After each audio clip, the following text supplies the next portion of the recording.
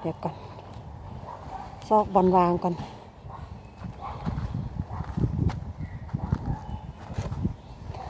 เราจะคุดโขมเห็ดนะปลูกต้นไม้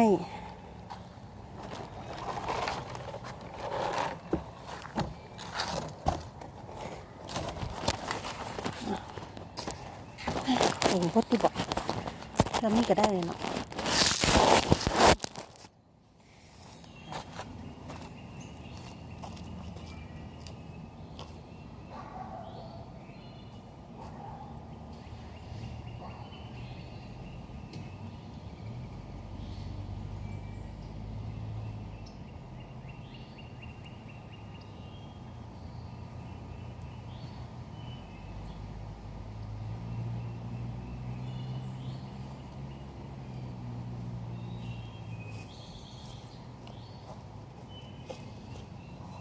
สบายดี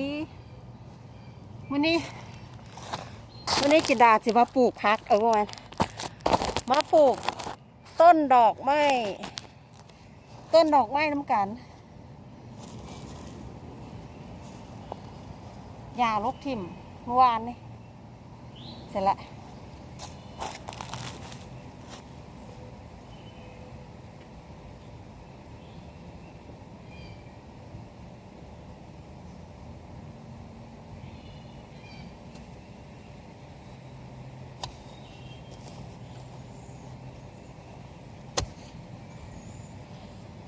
ช่วงนี้จะเป็นอย่างมูคันโบไซแมทเลยแค่ดอกไม้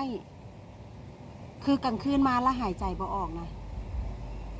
ก็บ่อยากใส่ดอกแต่ว่ามันจำเป็น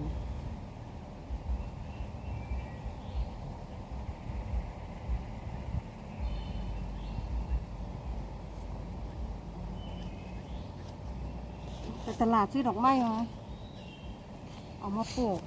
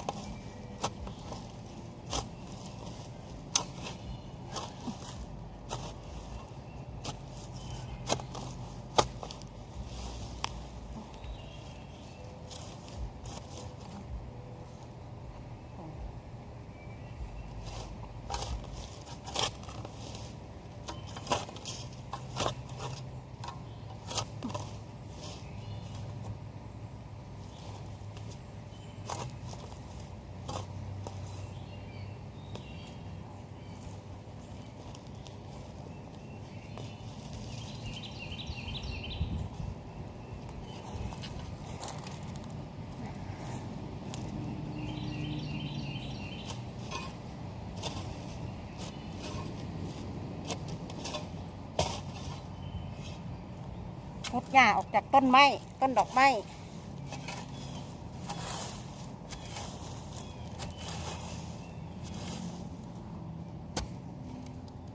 ไปซื้อต้นที่2ค่ะต้นนี้ก็ไปซื้อมาคนละสีปลูกเฉพาะนี่แหละอยากให้สวนเป็นสวนพักแน่สวนดอกไม้แน่นะเ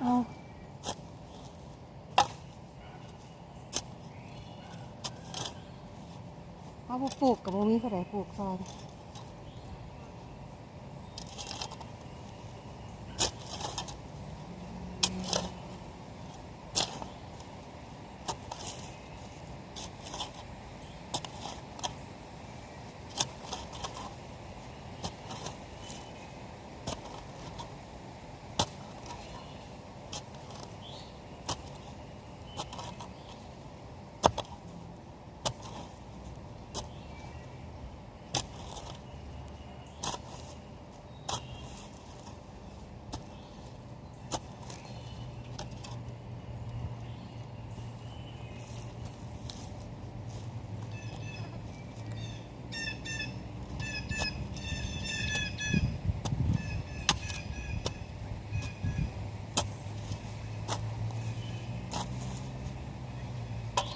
บอกหลายๆนะ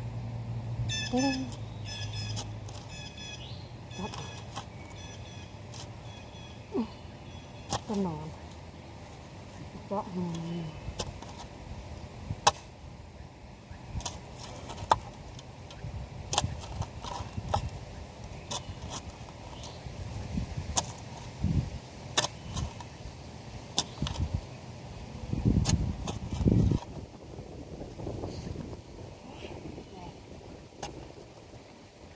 รถจำนี้กับเมื่อยแล้วเด้อพวกเจ้าเงินธรรมดาเด้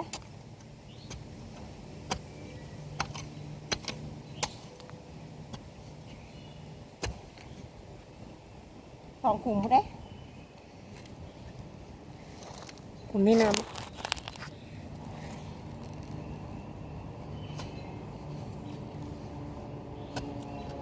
ำใกล้กันพอมึงค่อยขึ้นมาตัดหญ้าอันนี้ถึง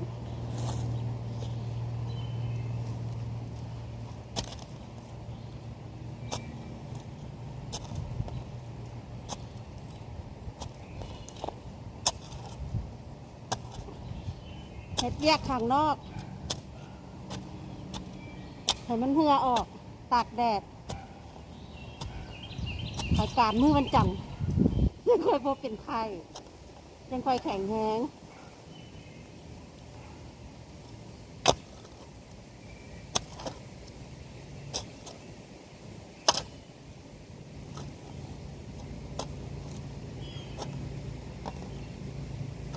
ถ้าจะดินมันอ่อน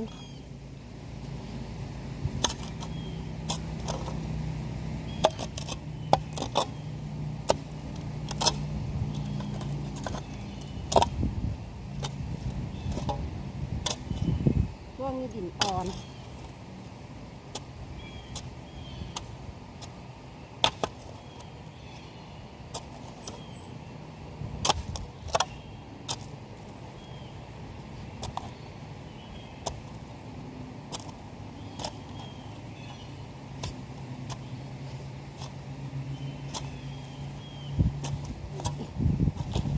อุ้ย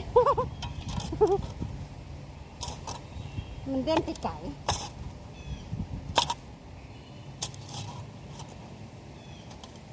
โอ้ย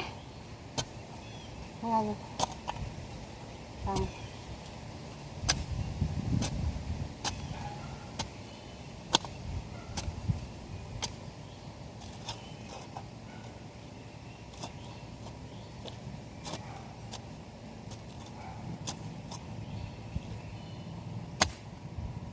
คุดก็ไม่ต้องคุดเลิกหลาย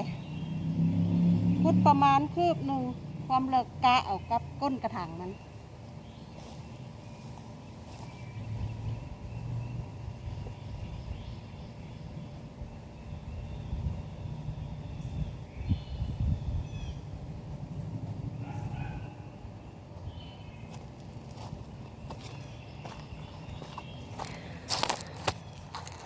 นี่แหละ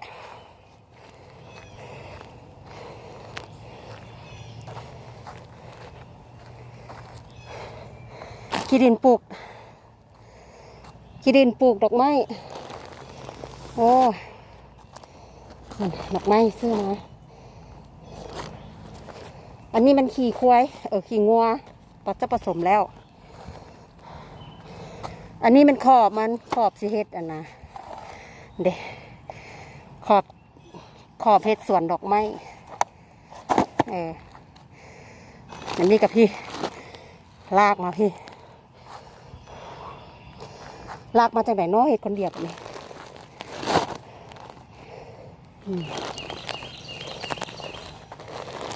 ยากอยู่หน่อยนึงเห็ดคนเดียวเด้อ เอาวางไว้ก่อน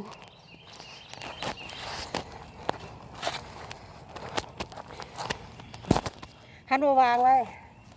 ดึงมาไปได้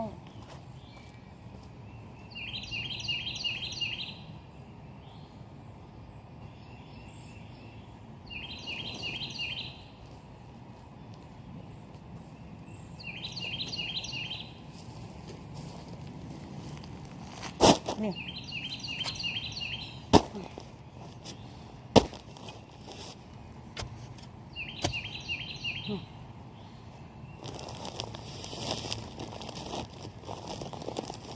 ก่อนที่ปลูกพักเขาก็เอาขี้ดินนี้ลงก่อน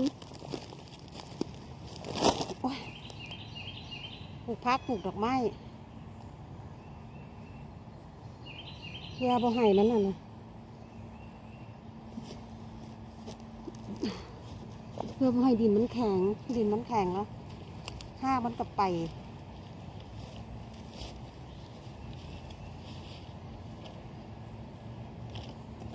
หากมันบ่อนั่น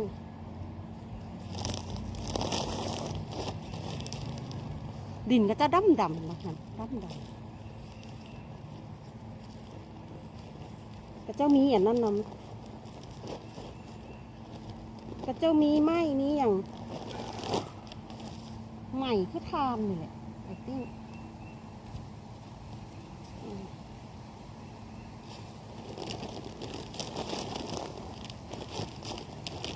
แล้ว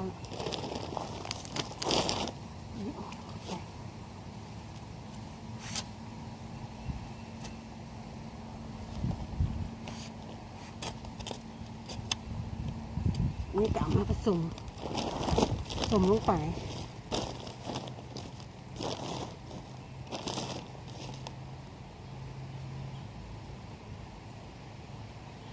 มีกันกับขี้ดินเนาะต้นไม้เขาขยายงามตัวสิใหญ่วะ2-3 ปีคนนั้นนี่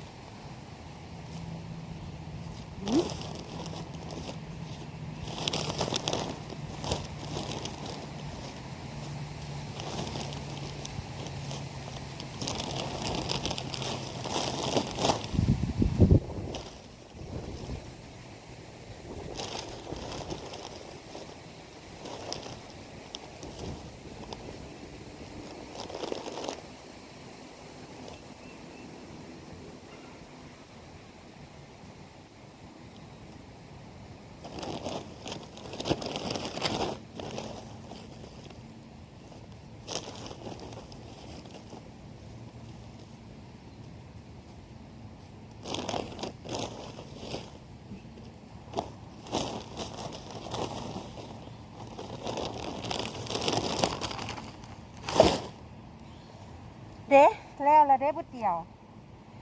โหยากขี้ดินนี่ก็ควัดลงมาห้องพื้นไม่สนควัดลงมาพี่คืนบ้านเขาเองก็เป็นอย่างเนเบอร์จมเรื่องของมัน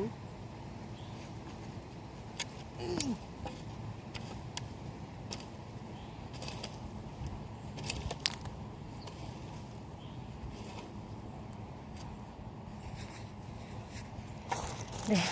ขักบ่เดี๋ยวจินดาจะเอาหน้ามาฮดต้นนี้คือกันต้นนี้อะปลูกหลายปีแล้วได้นี่หญ้าขึ้นเต็มบ่ได้บระบาดมันเดี๋ยวจะเอาออกเอาปุ๋ยมาใส่มันจะไข่ปุ๋ยยังเราจะไข่อย่างมาวุ่นวายมัน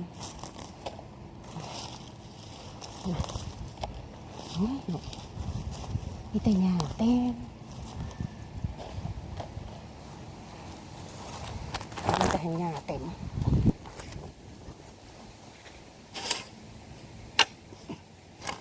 มาขุดออกทุกปีนี่แหละขึ้นทุกปี